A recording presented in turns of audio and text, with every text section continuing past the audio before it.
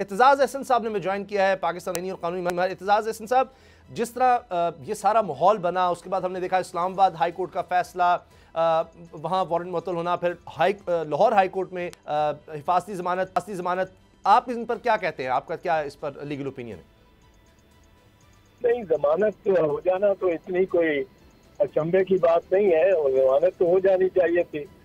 खान की सबकी हो जाती है और इस पे भी हो जाना चाहिए थी। एक बिद थी अदालत की, मातहत अदालत की कि वो खुद पेश हो। आपको वो एक मैजिस्ट्रेट के वारंट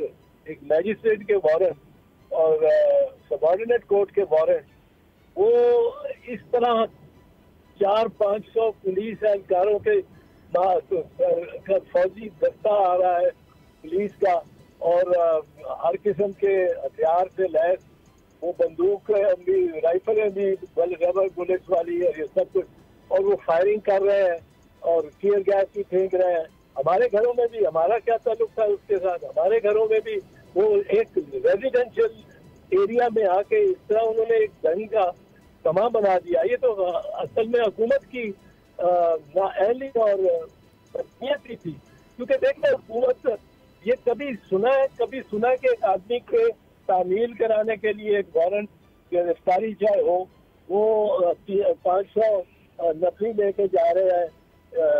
ये इस वक्त इतने तो नफरी इंडियन आर्मी की अगेंस्ट द माओइस्ट, जो कि पता नहीं को 62 अजला में इंसद।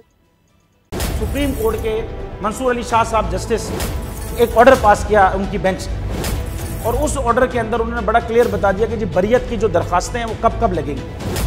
उसमें से एक वजह उन्होंने बताई कि जी जब कोई क्राइम ही ना हुआ हो तो बरी कर दें, ताकि अदालतों पे बोझ ना रहे, वो केसेस चलते ना रहे।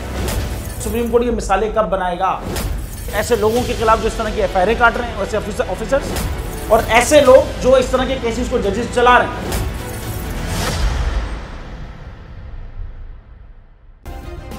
सब्सक्राइब करें और बेल दबाएं ताकि कोई खबर रह न जाए।